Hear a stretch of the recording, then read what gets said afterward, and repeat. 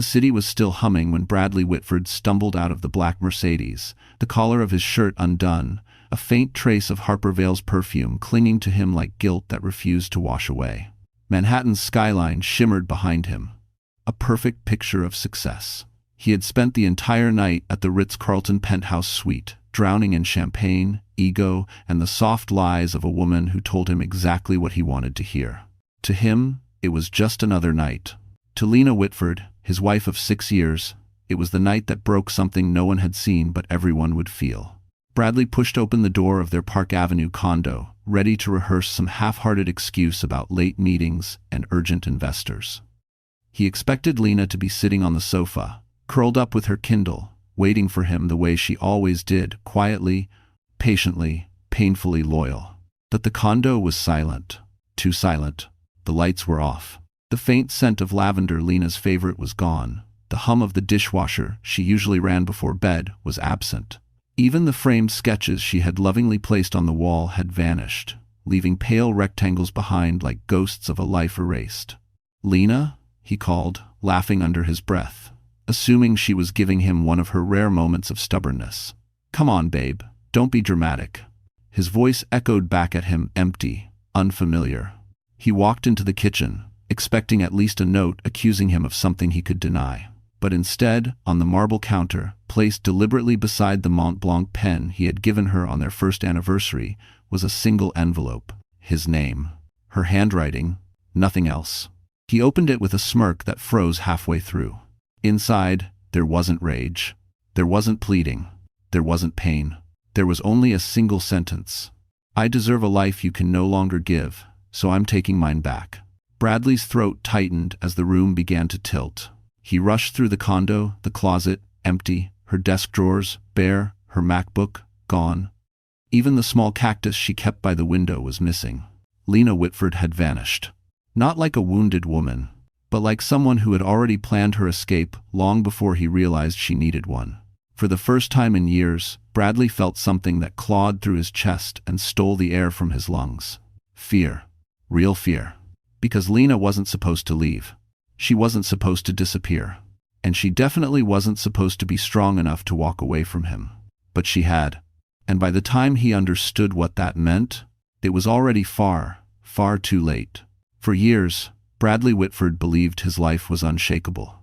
The luxury condo, the tailored suits, the Park Avenue office with a view of the Manhattan skyline, everything about him screamed control, power, permanence.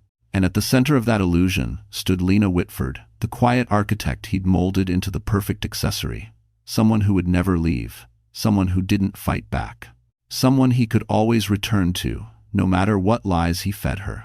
So when he stepped deeper into the empty condo that morning, his mind refused to accept what his eyes were seeing. Her sketchbooks gone. Her favorite mug with the tiny blue chip on the rim gone. Her winter coat, the one he always complained was too cheap-looking, gone. But the worst part wasn't the emptiness. It was how clean it all looked. How meticulously planned. This wasn't rage.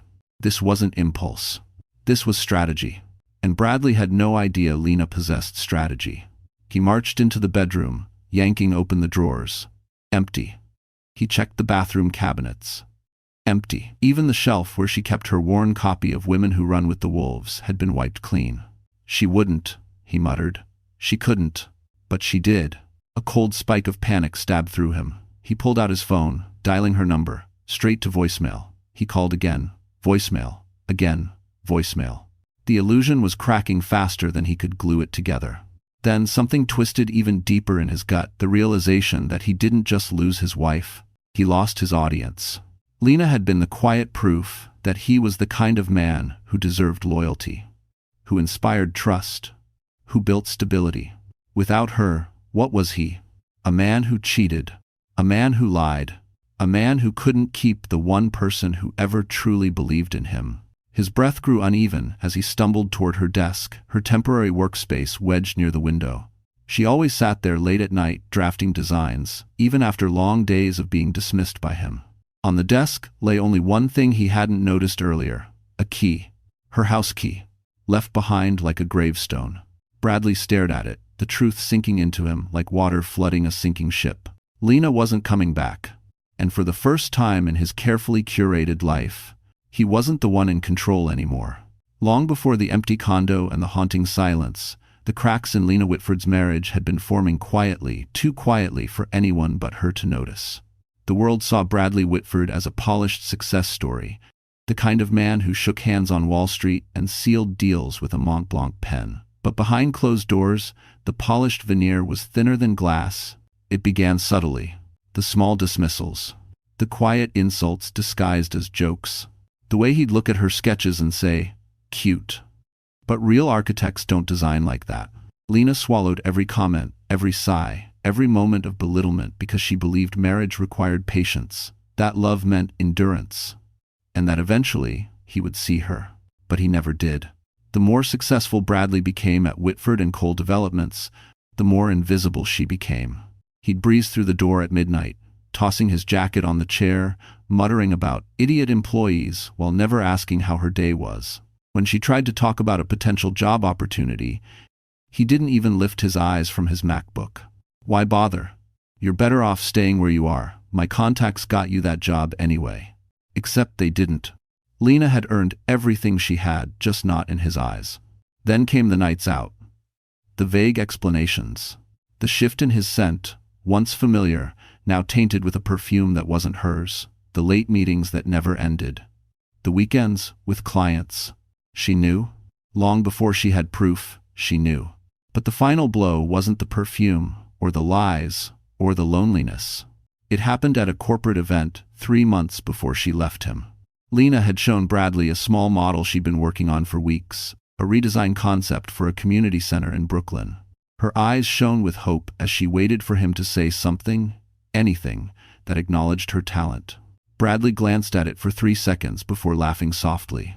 "This, Lena, sweetheart, this is amateur work. You want to embarrass me by showing this to my partners?" His words were a knife, clean, precise, delivered without hesitation. That night, Lena cried quietly in the bathroom, muffling her sobs behind a towel because she didn't want him to hear her break. But something shifted inside her. A seed. A silent realization. She wasn't living. She was surviving. And survivors, eventually, stop being afraid. The rain had just begun when Lena Whitford stepped out of the taxi, clutching a single duffel bag, the only thing she managed to take before Bradley returned home. Brooklyn Heights was quieter than Manhattan, calmer, wrapped in a kind of stillness she hadn't felt in years. Yet her hands trembled as she approached the brownstone door, unsure if she was doing the right thing. It had been 3 years since she last spoke to Cole Maddox. They were never close. Not friends, not colleagues, just 2 people whose paths had crossed once briefly when she had applied for an internship at Maddox Architects. She didn't get it. She wasn't qualified then. But she remembered how kind he had been during the interview, how he reviewed her portfolio with a seriousness Bradley never had. And now, out of all the people in this city, his name was the only one she could think of when she needed a place to breathe. She texted him earlier that morning, her message hesitant, apologetic. "Cole, it's Lena Whitford. I know this is unexpected, but I need somewhere safe just for a night." She expected silence. Hours of silence. But he replied in less than 5 minutes. "Come, I'm here." Now, standing at his doorstep, soaked from the drizzle, Lena wondered if she'd made a mistake. She wasn't strong enough to face questions. She wasn't ready to explain why her marriage had shattered or why she fled her own home like a stranger. Before she could turn away, the door opened. Cole Maddox stood there, taller than she remembered, sleeves rolled up, the soft glow of warm lighting behind him. His expression shifted the moment he saw her, shock first, then concern, then something deeper. Something protective. "Lena," his voice softened. "What happened to you?" The question broke something inside her. She opened her mouth, but no sound came out. All the pain she had swallowed for years rose at once, and her knees nearly gave out. Cole stepped forward, steadying her without hesitation. "Hey, you're safe now," he murmured. "Come in. Whatever this is, you're not facing it alone." The warmth of his home, the quiet hum of a kettle on the stove, the faint scent of cedarwood, it felt like stepping into a world where pain didn't have claws. For the first time in a long time, Lena allowed herself to breathe. And yet she had no idea. Cole's role in her life was about to become far more significant than she ever imagined. The guest room in Cole Maddox's brownstone was small, quiet, and warm, everything Lena Whitford's life hadn't been for a very long time. A soft lamp glowed on the nightstand, illuminating the freshly made bed and a folded blanket that was far too plush to belong to a guest room. Cole had set everything up before she even arrived, as if he sensed she was holding herself together by the thinnest thread. Lena stood in the doorway, her duffel bag slipping from her shoulder. "This is too much," she whispered. "I won't stay long." Cole leaned against the frame, arms crossed, voice steady. "You'll stay as long as you need. That's not up for negotiation." His certainty startled her. No one had ever defended her needs, not even herself. For years, Bradley controlled every detail of her life, the budget, the schedules, even her friendships. She had forgotten what it felt like to make a choice without fear of someone's reaction. Now, in this quiet room, the air felt different. Safer. Still, her thoughts spiraled. What if Bradley tracked her? What if he used the company's security team to find her? What if this caused trouble for Cole? As if sensing her panic, Cole spoke gently. "Lena, you're not doing anything wrong. Leaving him wasn't wrong. Wanting peace isn't wrong." Peace. A word she hadn't tasted in years. She sat on the edge of the bed, fingers twisting the blanket. "I don't know who I am without him," she admitted. "I know that sounds pathetic." "It sounds human," Cole replied. "And it also sounds like someone who's about to rebuild everything she lost." His confidence in her felt foreign, uncomfortable, comforting, all at once. He nodded toward the desk in the corner of the room, where he had placed a small stack of sketch paper and pencils, tools she hadn't touched since Bradley mocked her last design. "I remember your portfolio," Cole said quietly. "You had vision. Someone just convinced you it wasn't worth anything." Lena's throat tightened. No one, not a friend, not a colleague, not even Bradley, had ever spoken about her work with such certainty. "You should rest," Cole added. "Tomorrow will be heavy." She didn't know what tomorrow meant, freedom or fallout, but for the first time, she wasn't facing it alone. She lay back, staring at the ceiling as rain tapped against the window. She wasn't safe yet. She wasn't healed yet. She wasn't strong yet, but she was somewhere Bradley couldn't reach. And that alone was enough to ignite the first spark of something she thought she'd lost forever. Hope. Bradley Whitford stood in the middle of the empty condo, pulse hammering as the early morning light crept across the hardwood floor. The silence wasn't peaceful, it was mocking, suffocating, loud in a way that made his ears ring. He dialed Lena's number again. Straight to voicemail. His jaw clenched. She wasn't supposed to leave. She wasn't capable of leaving. That was the story he'd told himself for years. But now her absence was a gaping hole he didn't know how to fill or hide. He stormed into his office, grabbing his laptop and logging into the home security app. The password failed. He tried again. Failed. Again. Failed. Password changed. By her. A bitter laugh escaped him. Cute, Lena. Real cute. But the knot in his stomach tightened. Bradley wasn't worried about her safety. He was worried about something far more dangerous, how this would look. At Whitford and Cole Developments, image was everything. He had spent years constructing the persona of a stable, devoted family man to balance out his ruthless corporate reputation. A disappearing wife? That wasn't part of the brand. And if Harper Vale found out, she already pushed him to ditch the dead weight. She'd smell weakness instantly. He scrolled through his contacts, calling one of his assistants. "Evan, I need you to check something." "Has Lena used the emergency credit card?" "No activity, sir," Evan replied. "Actually, she removed herself from the shared account this morning." Removed herself. Bradley lowered the phone slowly, the words sinking in like stones. Lena had never made a financial decision without asking him first. Never. And now she was cutting ties piece by piece, cleanly, intelligently. Something she'd never done before. Unless she'd been planning this longer than he realized. A sharp, unfamiliar panic clawed at him. He opened his email, searching for anything, any clue, any mistake, any sign of where she'd go. Instead, he found something else. A message from HR. "Regarding the internal complaint filed against you, please confirm receipt." He froze. Complaint? Filed by who? Not Lena. She wouldn't. But someone knew something. Someone inside the company had taken action. His throat constricted as he clicked the attachment, heart pounding. Just before it opened, his phone buzzed. A text from an unknown number. You should worry less about where she went and more about what she knows.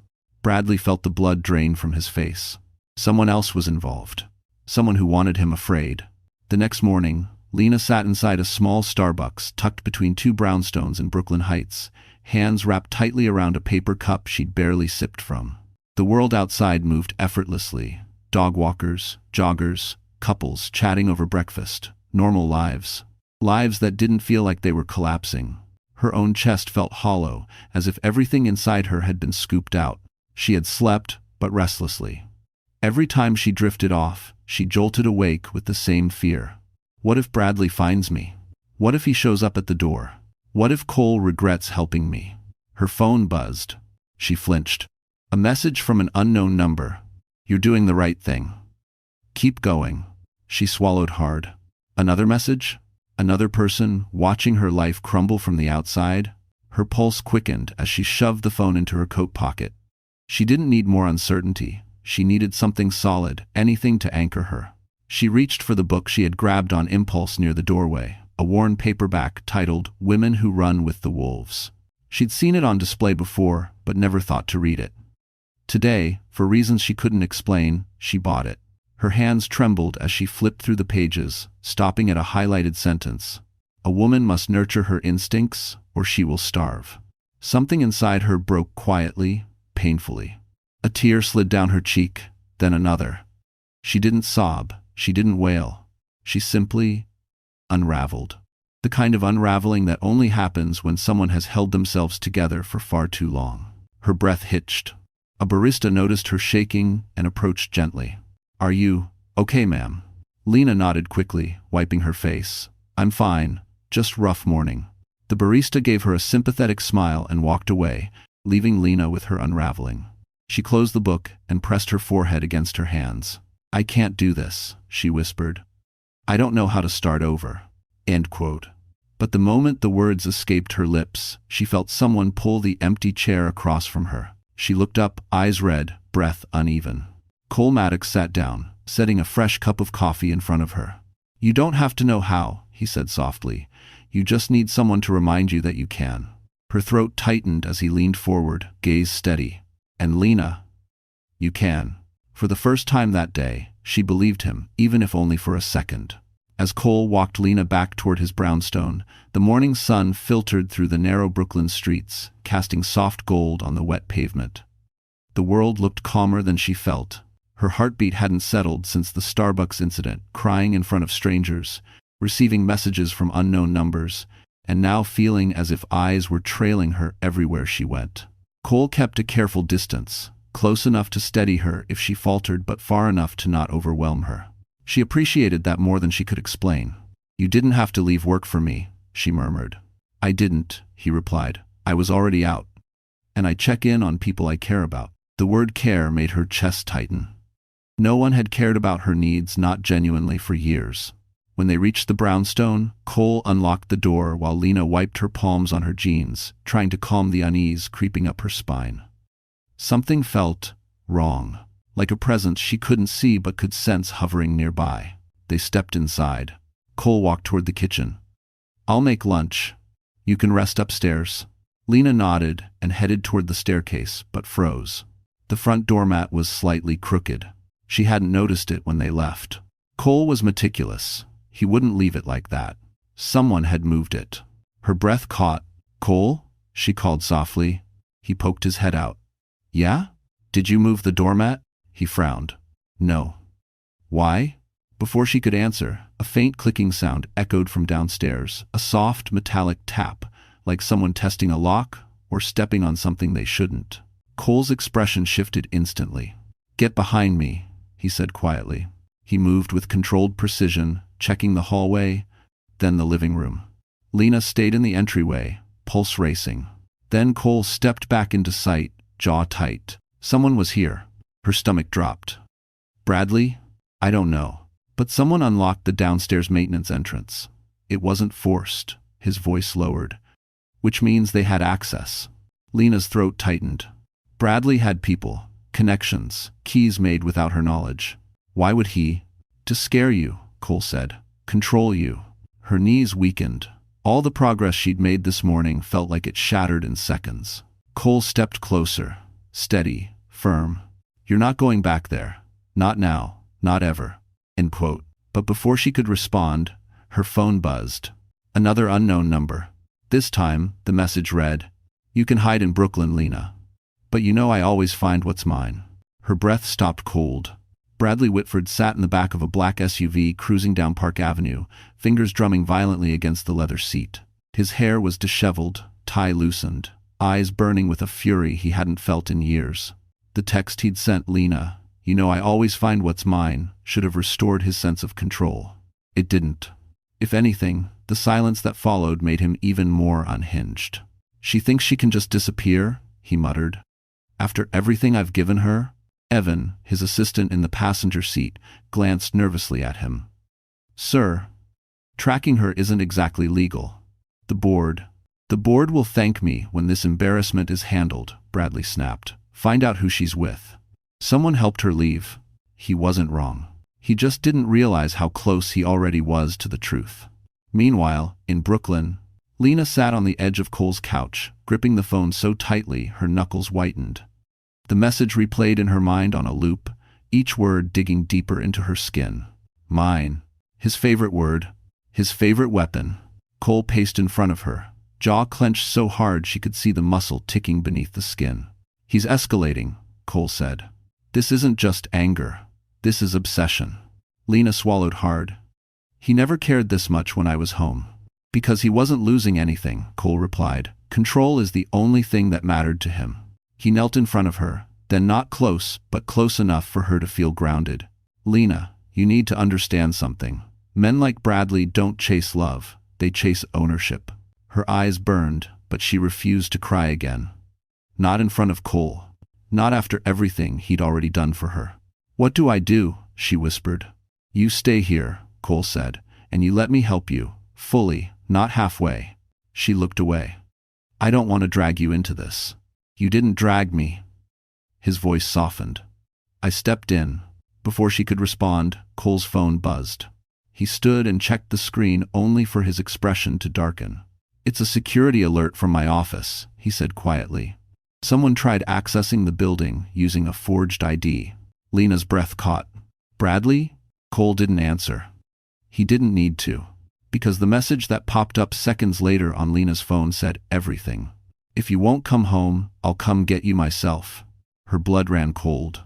By the time Bradley stormed into the lobby of Whitford and Cole Developments, the entire building felt wrong. People weren't greeting him. Conversations hushed when he passed. Eyes darted away. Bradley was used to admiration, fear, respect, never avoidance. He jabbed the elevator button. "What the hell is going on today?" Evan hurried after him, sweating. "Sir, there's an issue." "There's always an issue," Bradley snapped. "Spit it out." But Evan didn't get the chance. The elevator doors slid open, revealing 3 board members standing inside, stern, silent, their expressions carved from stone. "Bradley," Mr. Thompson said coldly, "we need to speak, now." "If a chain." Bradley stepped in, forcing a smirk. "Is this about the false HR complaint?" "I'll handle it." But no one laughed. No one corrected him. The ride to the 42nd floor felt suffocating.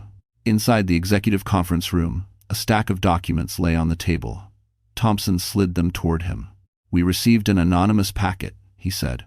"It contains financial irregularities, signed under your authority." Bradley stiffened. "I don't sign anything without reviewing." "That's the problem," Thompson cut in. "We think you did." Evan's voice cracked. "Sir, they've contacted the auditors." Bradley's pulse slammed in his ears. Someone was framing him. And they had enough material to make it look convincing. But who? He had only a few enemies. But only one with motive enough to destroy him completely. "Lena," he muttered. "She wouldn't." No, she couldn't. She didn't know enough about the company. She barely understood the politics. His ex-wife wasn't capable of this level of attack. But Harper? Harper Vale knew everything because he told her everything. Yet Harper lacked one thing: access to senior documents. A horrifying realization rippled through him. Someone else was helping her. Someone with power. Someone with reach. Someone who wanted him out? The room felt like it was shrinking. "This is ridiculous," he barked. "I built this company, ISMA. Which is why this hurts us more than you understand," Thompson replied. "You're suspended effective immediately." "Suspended?" Bradley slammed his hands on the table. "Because of anonymous claims?" Thompson's expression hardened. "Because the evidence didn't come from outside, it came from inside the company's private server." Bradley froze. Someone had breached his office. His files, his world. The board stood, leaving him alone in the cold conference room. His phone buzzed. New message. "Losing control, Bradley? Good, we're just getting started." His hands trembled. The rain had stopped by the time Lena returned to the guest room that afternoon, but her thoughts were still scattered and trembling. She sat at the desk, Cole prepared for her clean surface, fresh sketch paper, sharpened pencils, but her hands wouldn't move. Drawing used to be her refuge. Now, it felt like a place she no longer had permission to enter. She stared at the blank page, trying to steady her breath, when Cole knocked softly on the door. "Can I come in?" She nodded. He stepped inside, holding a folder, worn at the edges, but carefully handled. He placed it gently on the desk in front of her. "I need to show you something," he said. Lena raised an eyebrow. "What is it?" Cole hesitated, not out of uncertainty, but out of respect. Then he opened the folder. Inside were printed sketches. Her sketches. Specifically, the community center model she'd poured her soul into 3 months earlier. The one Bradley laughed at, the one he called embarrassing, the one she buried because his voice was louder than her own. She blinked. How do you have this?" "You applied for an apprenticeship here 5 years ago," he said quietly. "I had your portfolio on file. I kept it because it stood out." Her heartbeat stumbled. "Stood out?" "Cole, that model wasn't even finished." "That's not what I saw." His voice softened. "I saw a mind that thinks differently. A designer who leads with empathy, not ego. And someone who deserved much more than the life she was trapped in." Her eyes burned. She looked down at the sketches paper she once considered not good enough, now preserved by a man who saw value in it before she ever did. Cole continued, "We're starting a new project. A real one. One that needs exactly this kind of vision." He tapped the drawing. "I want you on the team. And off to have." Lena shook her head immediately. "I can't. I'm a mess. Bradley could show up any minute. I don't have experience. I don't even have a job." "You have talent," Cole said, "and a chance. Let me give you both." She swallowed, throat tight. Why help me this much?" Cole met her eyes steady, grounded, sincere. "Because someone once helped me when my world was falling apart. And because Lena," he drew a breath, "you deserve to be seen." They sove. Before she could answer, Cole's phone buzzed loudly. He checked the screen, then cursed under his breath. "It's your husband," he said. "He's already in Brooklyn." Lena's blood ran cold. By the time Cole pulled Lena away from the desk, the late afternoon light had dimmed to a cool gray. The brownstone felt smaller, tighter, as if the walls sensed the tension closing in on them. Lena followed Cole down the stairs, her breath thin and uneven. "Are you sure it's him?" she whispered. Cole nodded grimly. A security alert flagged his vehicle in the neighborhood. "He's circling the block." Fear crawled up her spine. Bradley knew Brooklyn Heights well too well. He'd once insisted they consider buying a townhouse here, though Lena now understood the real reason. He liked knowing every corner of her world. Cole stopped near the front window, careful to stay hidden behind the curtain. He peered out, jaw tightening. He's on the corner. Black coat, phone in hand. He's waiting. And Fortman? Waiting, not searching, not calling. Waiting because he expected her panic to lead her straight back to him. Lena's stomach twisted. "He's trying to smoke me out." Cole turned to her, expression protective. "You're not going anywhere near him." She wrapped her arms around herself. "He looks calm. That's worse than angry." Cole didn't disagree. Bradley's anger was predictable. Bradley's calm was lethal. Lena stepped back from the window, unable to look any longer. Memories flashed in harsh fragments, the raised voice behind closed doors, the quiet disapproval at dinner parties, the humiliation that always came wrapped in soft tones. She whispered, "He's not here because he loves me. He's here because he thinks he lost his property." Cole's gaze softened, but his voice stayed firm. "He doesn't own you. He never did." Before she could respond, a loud buzz shattered the air. The doorbell. Lena's heart seized. How did he get to the door so fast? He didn't, Cole said, checking the peephole. It's a delivery guy. But something was off. The delivery worker kept glancing around, shifting from foot to foot, as if someone had given him instructions he didn't fully understand. Did you order anything? Cole asked. No. Cole opened the door cautiously. The courier thrust a small envelope at him. For Lena Whitford, he said quickly, without meeting Cole's eyes. Cole took it. Who sent? But the man was already hurrying down the steps, practically fleeing. Lena's hands shook as she tore open the envelope. Inside was a single photo. Her. At Starbucks. Taken that morning. On the back, in Bradley's handwriting, I told you I always find what's mine. The room spun. Cole caught her before her knees buckled. Lena sat frozen on the couch, the photograph trembling in her hands. Her own face stared back at her, wide-eyed, exhausted, vulnerable. The Starbucks window behind her reflected a world she no longer felt safe in. She hadn't even noticed anyone taking the picture. That detail alone sent a cold shiver down her spine. Bradley had been closer than she thought. Close enough to watch. Close enough to record. Close enough to remind her that he still believed she was within his reach. Cole knelt beside her, gently removing the photo from her grasp before it tore. Lena, look at me. This isn't your fault. Her voice cracked. He's watching me. What if he's watching us now? Cole didn't dismiss the fear, not like Bradley used to. Instead, he glanced around the room, scanning each window, each shadow. I'm calling a security team, he said. This stops today. But before he could stand, Lena grabbed his wrist. No. If you escalate, he'll get worse. Cole exhaled sharply, frustrated but controlled. He's already worse. She knew he was right. But a lifetime of surviving Bradley had trained her to minimize danger rather than confront it. Her instinct wasn't to fight, it was to vanish, to shrink, to apologize until the storm passed. But storms never passed around Bradley. They only grew. Cole sat down beside her. There's something I need to tell you. His tone had shifted softer, heavier. Lena wiped her eyes. What is it? He hesitated. The forged ID someone used to access my office? It wasn't random. Whoever did it knew exactly where sensitive documents were stored. They accessed the archive room. Lena's stomach dropped. What documents? Old procurement contracts, Cole said. Ones involving your husband. She blinked. Why would Bradley break into your office for that? That's the part that doesn't make sense. Cole leaned forward. Because those documents, those contracts, weren't placed there originally. Someone moved them. Moved them? She whispered. Cole nodded slowly. Lena, someone is helping him. Or helping you. I can't tell which. Her pulse pounded. Another player in this nightmare. Another shadow in the dark. Before she could process it, her phone buzzed again. She didn't want to look. She didn't want to breathe. But she forced herself. It wasn't Bradley. It was a different number. This time, the message said, he isn't your only enemy. Be careful who offers you help. Lena's heart slammed in her chest. Cole frowned. What does it say? She looked up at him, voice barely a whisper. Someone else is watching us.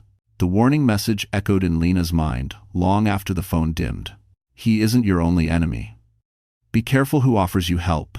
Her breath trembled. Another threat? Another watcher? Or someone trying to save her? Cole took the phone gently from her hand, scanning the message with a hardened expression. Lena, this isn't random. Someone knows exactly what Bradley is doing, and they're close enough to follow his steps. But why warn me? She whispered. Because whoever it is, Cole said, they don't trust either of us. Before she could respond, the doorbell rang again. A chill raced down her spine. Not Bradley, not this soon. But Cole moved toward the door with caution, checking the peephole before unlocking it. It's a woman, he murmured. Alone. He opened the door, just a crack. Standing on the doorstep, windblown and tense, was Megan Hartley, Lena's oldest friend, someone she hadn't seen in nearly a year. Someone Bradley had slowly pushed out of her life by convincing her Megan was a bad influence. Megan stepped inside before Lena could react, eyes blazing with urgency. Lena, thank God, I've been looking for you for 2 days. Lena's heart twisted. Megan, how did you even know I left? Because, Megan said, Bradley sent people to my apartment yesterday. They questioned my neighbors. They asked if you were hiding with me. Her voice shook. Lena? He's escalating in ways you don't understand. Cole's posture stiffened. Why didn't you go to the police? I did, Megan snapped. But men like Bradley know how to bend the story. He told them he was concerned about his mentally unstable wife.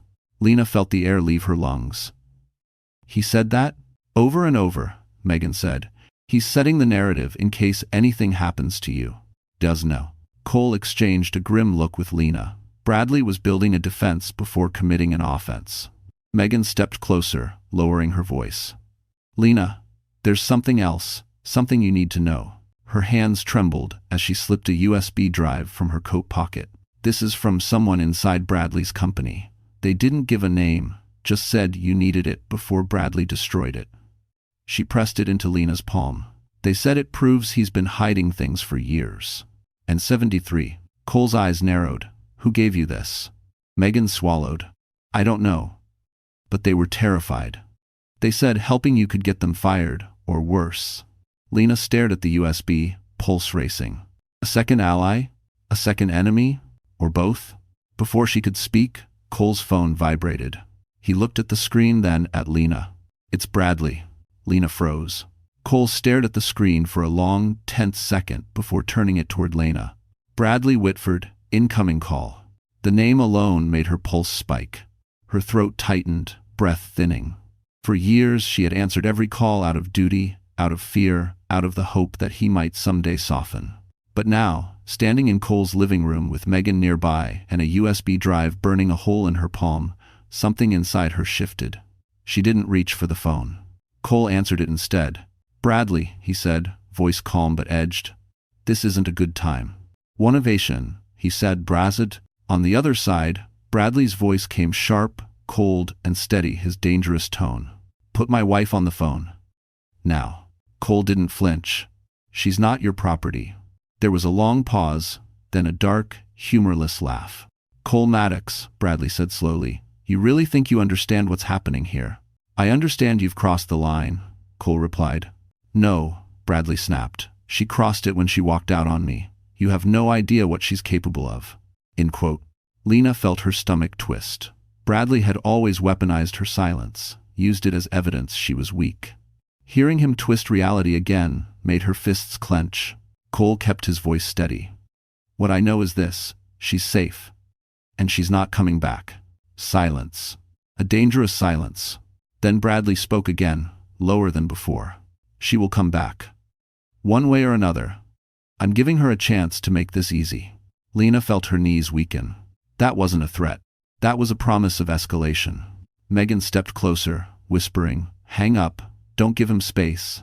But before Cole could end the call, Bradley added, you think you're protecting her? You're not.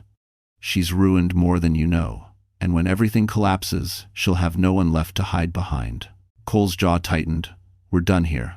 He ended the call. Lena stood still, trembling not from fear, but from something sharper, hotter. Anger. Bradley had humiliated her privately for years, but now he wanted to destroy her publicly. He wanted to drag her down before she had the chance to rebuild. She lifted her chin, breath shaking. I'm not running anymore. Cole and Megan exchanged a look, surprised, relieved, worried, but Lena didn't waver. He wants a fight? She whispered. Then, for the first time in my life, I won't back down. But then Megan added quietly, Lena, you haven't even seen what's on that USB. Lena froze. The living room felt heavier than the gray sky pressing against the windows. Lena sat beside Cole and Megan at the dining table, the small black USB drive lying between them like an unexploded grenade. No one touched it at first. No one wanted to be the one to ignite whatever truths were waiting. Finally, Cole exhaled and slid his laptop toward Lena. You should be the one to open it. Her fingers hovered above the keyboard. This tiny device could contain anything, evidence, lies, traps, but doing nothing had never saved her before. She inserted the USB. A single folder appeared. Whitford Confidential. Do not distribute. Megan muttered, okay, that's subtle. Lena clicked the folder. Inside were dozens of scanned documents, emails, financial records, files stamped with Bradley's signature. Cole leaned over her shoulder, eyes narrowing as he recognized several of the contracts. "These are procurement deals from my firm," he said. "Years old. How did someone inside his company get these?" Lena scrolled, confusion tightening her throat. "What do they show?" Cole's expression darkened. "That your husband forged my firm's approval on multiple projects. He used Maddox Architects as a cover to inflate invoices and pocket the difference." Lena felt the blood drain from her face. "He stole from you?" "He stole from the city," Cole corrected. "These contracts were for public development." "Thanks for watching." The weight of the revelation settled like ice in her bones. Bradley hadn't just hurt her. He had committed crimes, serious ones. Megan tapped one of the files. "Look at the dates. These aren't random. Whoever gave you this, they picked the ones that hit hardest." Cole nodded slowly. "And they chose you to expose them. This wasn't meant for the police. It was meant to destroy him from the inside out." Lena stared at the screen as a new, terrifying thought surfaced. "Whoever sent this knows Bradley's weaknesses," she whispered. "Knows his secrets. Knows I'd be the one person capable of bringing him down." Cole met her gaze. "This is leverage, Lena. Dangerous leverage." Before she could respond, the laptop froze. A red notification flashed. "Remote login attempted. File access being tracked." Cole cursed. "Someone is trying to see what we just opened." Megan grabbed Lena's arm. "We need to disconnect it. To scare." But before Cole could shut the laptop, a message appeared on the screen as if typed in real time. "Stop digging, Lena. You're in over your head." Her breath caught. Cole slammed the laptop shut. "Someone knows exactly where you are," he said. Lena's pulse hammered. The moment Cole slammed the laptop shut, the room fell into a suffocating silence. The red afterglow of the warning message seemed burned into Lena's vision. "Stop digging, Lena. You're in over your head." Her hands trembled uncontrollably. "Someone is tracking us.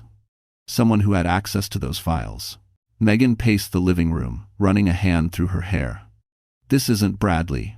He's too arrogant to hide behind anonymous messages." Cole nodded. "Agreed. Bradley threatens openly. This," he tapped the laptop, "this is someone smarter." Lena swallowed hard. "Someone inside his company." Cole froze mid-step. Slowly, a realization began to take shape on his face. Dark, sharp, unsettling. "Harper Vale." Megan blinked. "His assistant?" "No," Lena said quietly. "His mistress." Cole's jaw tightened. "Harper has access to company networks. She has Bradley's passwords. She's ambitious, manipulative, and she's been climbing faster than anyone else at Whitford and Cole Developments." Megan exhaled. "So she's the one feeding you evidence?" "Not to help," Cole said. "To use Lena as a weapon. If Bradley falls, Harper gets the power vacuum." Lena felt sick. "She's using me to destroy him. And to protect herself," Cole added. "If this scandal explodes, she'll make sure Bradley takes the fall alone." Megan stopped pacing. "So the real question is, what does she want now?" Before anyone could answer, Cole's security system beeped sharply. "Motion alert back entrance." Cole's eyes snapped to the monitor. He rushed to the hallway screen, tapping it open. A shadow moved behind the brownstone. Not near the door. Not testing a lock. Someone was planting something. "Zoom in," Megan said. Cole did. And there he was, Bradley Whitford, kneeling near the back corner of the house, slipping a small metallic device beneath the siding. Lena's blood turned to ice. "What is that?" she whispered. Cole's face hardened. "A tracker. He's trying to mark the house." Megan cursed under her breath. "He's completely unhinged." But Cole wasn't looking at the tracker anymore. His attention locked on Bradley's movements as he stood up, pulled out his phone, and typed something with eerie calm. Seconds later, Lena's phone buzzed. A new message. "Last chance. Come out, or I come in." Cole grabbed his keys. "We're leaving. Now." Lena's breath shook, but something inside her steadied. She wasn't running from Bradley anymore. She was running toward the truth. Cole drove fast but controlled, weaving through Brooklyn streets as the evening light dimmed into a deep amber. Lena sat in the passenger seat, gripping her seatbelt with white knuckles, while Megan kept glancing behind them, ensuring no one followed. "What if Bradley put a tracker on my phone?" Lena whispered. "He didn't," Cole said. "I checked earlier. Whatever he planted at the house was his only method. We left before it activated." "If you want it doesn't." But Lena couldn't shake the feeling that someone else, someone quieter, more calculating, was tracking them in ways Bradley never could. They reached Cole's office building, where security cameras covered every inch of the perimeter. Cole parked in the underground lot, ushering them quickly inside. The elevator doors closed, and only then did Lena feel her lungs expand again. When they stepped into Cole's private office, the city lights glimmered across the skyline. It should have felt safe. It didn't. Lena placed the USB on the table between them. "There's something we're missing. Those files weren't meant to protect me. They were meant to weaponize me." Megan nodded. "Harper isn't smart enough to orchestrate all of this alone." Cole paced slowly, deep in thought. "No. Someone else is pulling the strings. Someone with access to both Bradley's world and mine." Lena frowned. "Wait, you think Harper has a partner?" Cole didn't answer. Instead, he typed a command into his computer, pulling up a log of recent access attempts on his office servers. "There," he said, pointing. "The breach originated from a secure IP address inside the company. Not Harper's. Someone higher." Megan leaned over his shoulder. "Who has that kind of clearance?" Cole's jaw tightened. "Only senior executives." Lena felt a rush of dread. "Someone close to Bradley?" "Close enough to betray him," Cole said. "And close enough to know how dangerous he is." Before they could analyze further, Cole clicked open one last file, a hidden message embedded inside the USB. A single line appeared. "If she exposes him, we all go down. Protect the asset." Lena's voice wavered. "Asset? Me?" Megan's face went pale. "Someone inside his company needs you alive because you're their shield." Then Cole froze, eyes locked on the metadata of the message. Not Harper, not an assistant, not a tech. A name appeared. A name none of them expected. Cole whispered, "Oh my God, it's from his partner, the co-owner." Lena's heart slammed.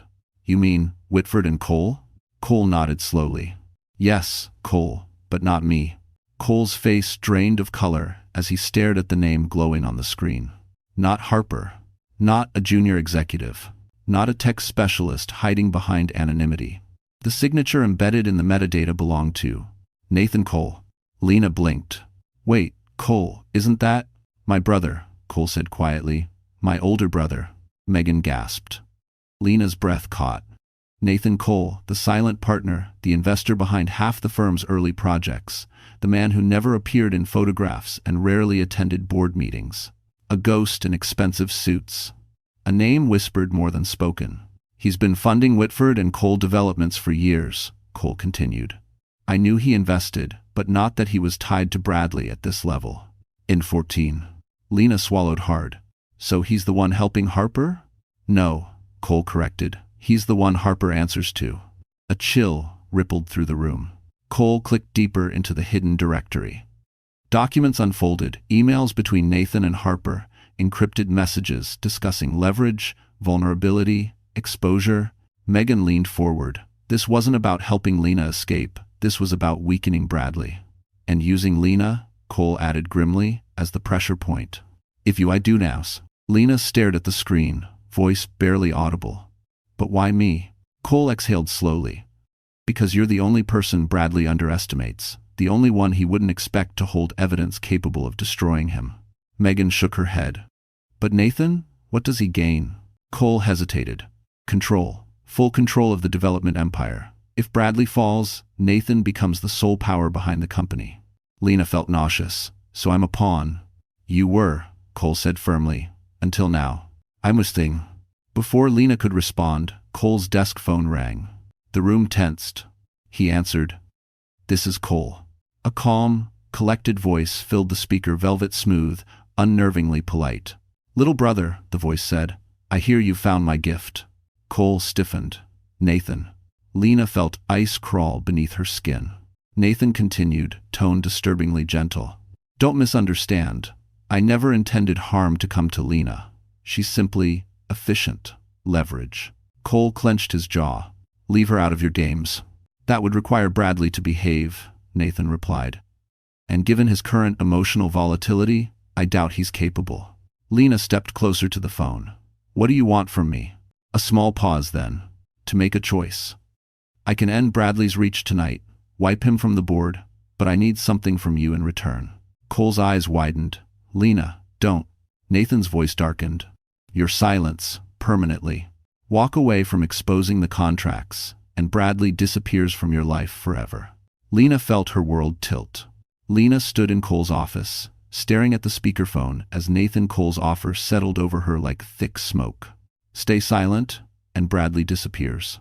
Expose him, and you ignite a war with consequences none of them could predict. For a moment, the room felt unbearably small. Megan held her breath. Cole shook his head fiercely at her, begging her not to accept. But Lena had spent years with her voice buried under Bradley's control. She wasn't going back to silence, not for Nathan, not for Bradley, not for anyone. She leaned toward the phone. "Thank you for the offer," she said softly, steadying her breath. "But I'm done being used." Nathan's exhale crackled through the speaker. "You're choosing chaos." "No," Lena replied. "I'm choosing truth."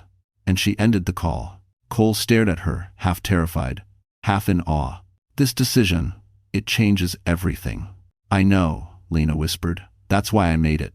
The gala, 1 week later, the ballroom at the Plaza Hotel shimmered with gold light, glittering gowns, and polished marble. Whitford and Cole Developments was holding its annual charity gala, though the tension in the air buzzed hotter than the chandeliers. Whispers spread through the room like wildfire. "Isn't that Lena Whitford? I heard she left him. To make her. Why is she here with Cole Maddox?" Lena walked in beside Cole, confidence steady for the first time in years. Her simple black gown flowed behind her like a quiet declaration. She was no longer the woman Bradley controlled. At the front of the room, Bradley stood pale and stiff, flanked by lawyers. Auditors surrounded the board. Cameras were everywhere. And then the announcement came. Due to ongoing investigations into financial misconduct, Bradley Whitford has been removed from his position, effective immediately. A collective gasp rippled. Bradley's world shattered in public exactly the way he once shattered hers in private. His eyes found Lena across the room, rage twisting his face. "You did this," he spat, lunging forward. Security held him back. Lena stepped closer, not afraid anymore. "No, Bradley," she said softly. "Your actions did this." The room erupted in murmurs, cameras flashing. Cole placed a protective hand on her back, grounding her. Megan stood nearby, proud and steady. For the first time in her life, Lena felt the weight lift like stepping into clear air after years underwater. Justice wasn't loud. Justice wasn't cruel.